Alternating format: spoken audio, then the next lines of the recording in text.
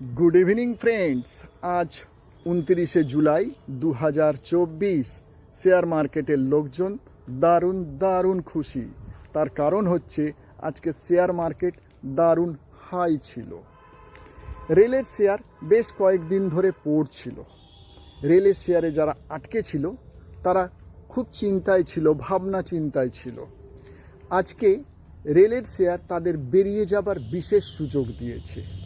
मानेटा hello रेलेर share आज के उठेছে तार माने এই নয় যে এবার বটম হয়ে গেল আর এর থেকে বেশি নিচে নামবে না, আগে না।